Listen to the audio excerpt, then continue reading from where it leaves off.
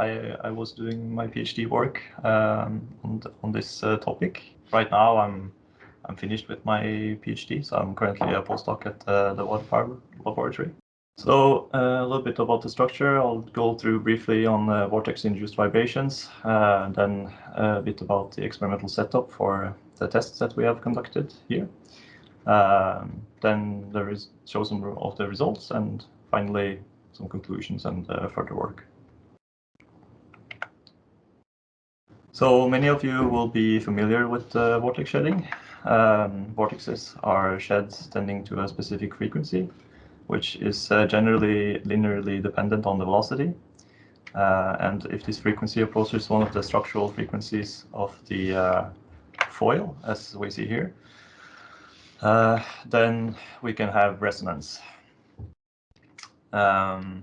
And generally speaking, there are many paths to mitigation of resonance or resonance-related problems, at least at the design stage.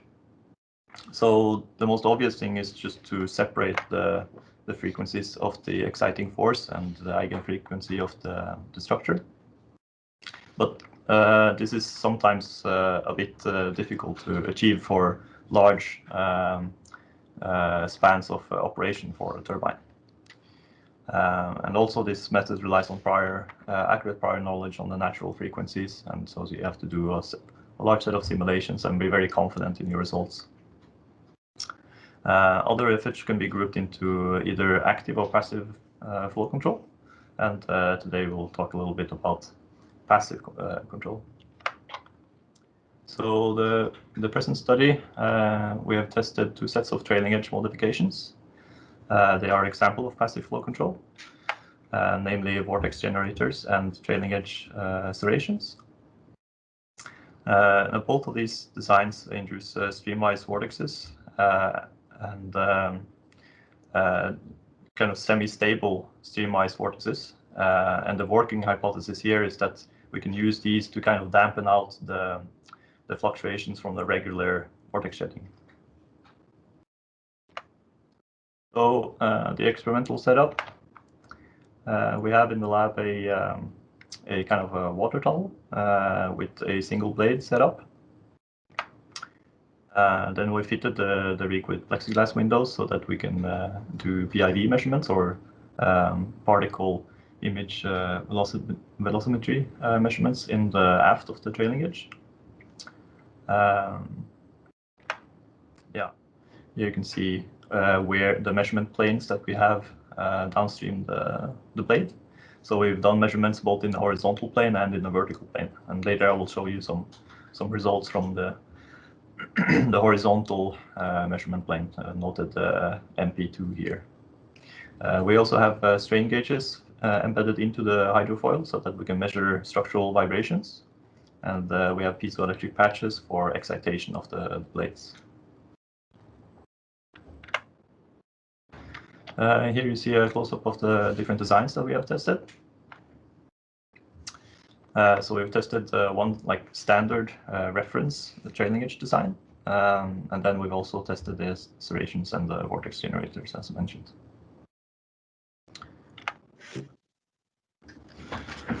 Here we have a picture of what the trailing edge looked like demounted. So we use a kind of a special glue to mount the trailing edges, and then we create a flush surface by doing some surface finishing with a black matte spray paint. This is also to avoid reflections from the laser in the PIV measurements.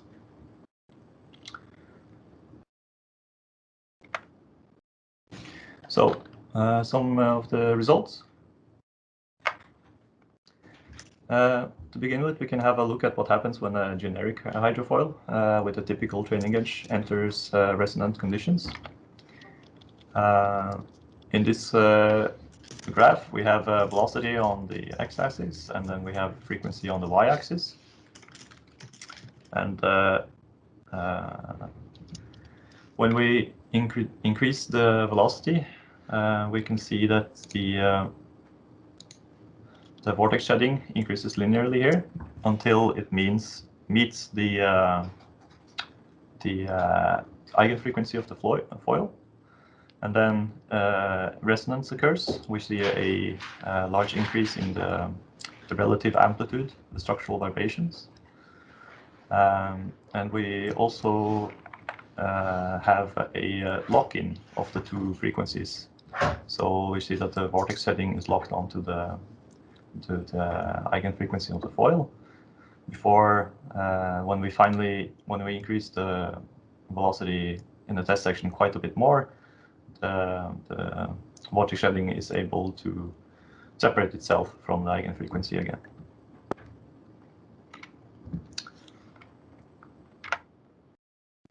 So when we look at what happens when we test different trailing edges, first it's interesting to see what happens just in standing water to the different structures, because we have tweaked the structural design slightly. So we've conducted some sinusoidal sweep excitations to check how this impacted the response of the trailing edge. And we can see that for the reference trailing edge and the vortex generators, we have more or less the same results coming into resonance. So this is the peak vibrations normalized against the reference.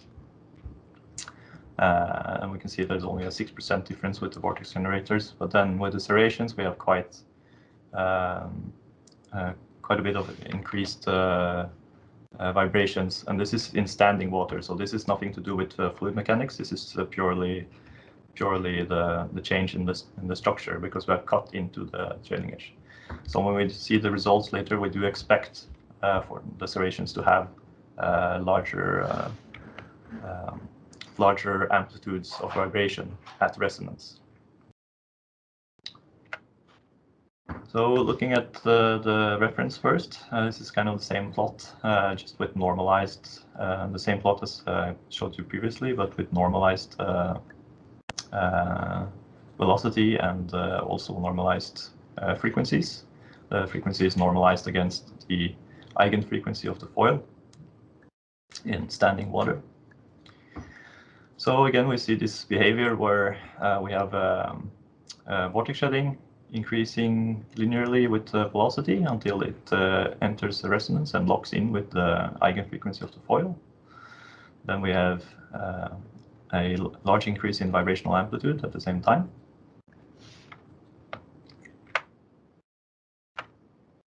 When we look at the vortex generators, we see that we have the same kind of conditions, so we are able to kind of look at resonant conditions here, but we see that the vibrational amplitudes are decreased in comparison to the reference. So this is a good result, and we have 80% reduction roughly in the peak structural vibrations here. And then with the serrations, again, the overall pattern is the same, but here we have much larger vibrations again, which, as I mentioned previously, because we have kind of cut into the trailing edge, this is partly explainable, although not quite. Another kind of point that would explain this behavior is that in the water we have higher velocities, so we also expect the pressure fluctuations to increase, and therefore we get, because the resonance range has been shifted to higher velocities that we can see here, the vibrations are more violent. We also see an extended lock-in region. And this, of course, is it's interesting to see that the resonance range is shifted, but ideally we would like to see the vibrational amplitudes be slightly less.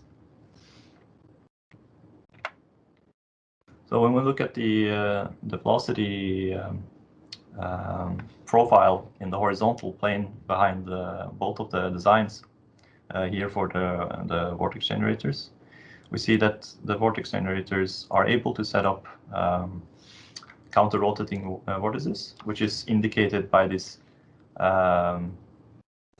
periodic shift from positive to negative values in the time average y component or cross stream velocity component here. So here we have the downstream position on the x-axis of the plots behind the trailing edge, and the horizontal position along the span or the y-axis here. So we see this shift from positive to negative values, and this is exactly what we expect from having these stable streamwise vortexes set up from the vortex generators themselves. So again, the working hypothesis is that these vortex generators are able to dampen out the regular vortex shedding by introducing these semi-stable streamwise vortexes. We see the same for the serrations, although with a different periodicity, which just corresponds to the periodicity of the hills and valleys of the serrations themselves. So it's again the same setup, but perhaps slightly weaker vortexes set up. And these measurements were done at a velocity slightly below lock-in.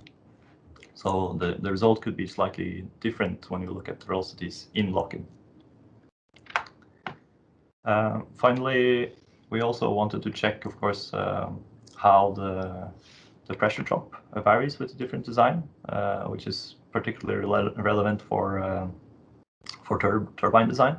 Of course, we will want to minimize the pressure losses. So here we have a line that's a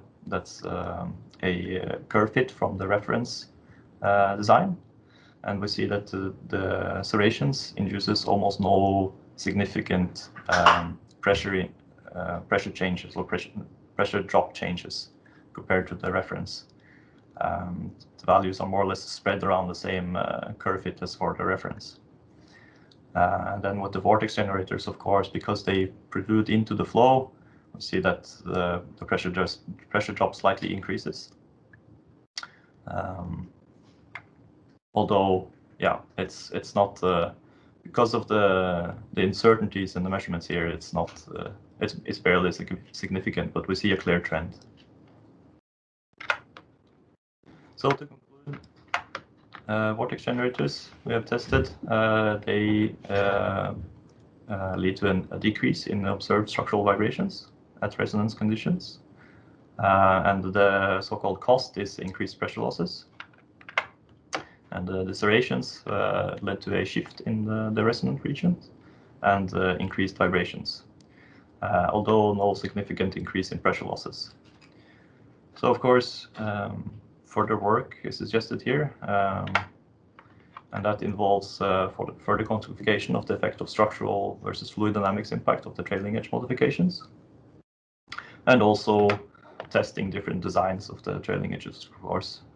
So you could do a complete parameter study with the different designs here, both of the vortex generators and the the serrations, and we've kind of taken a step towards making that a viable study by pre-producing some designs that you can see a picture of here. And also we want to test different hybrid designs, because these designs are kind of the polar opposite of each other, although they do set up the same velocity field. So it's interesting to see kind of what we can do with hybrid designs that are in between serrations and vortex generators. Thank you for your time, and that's it for me.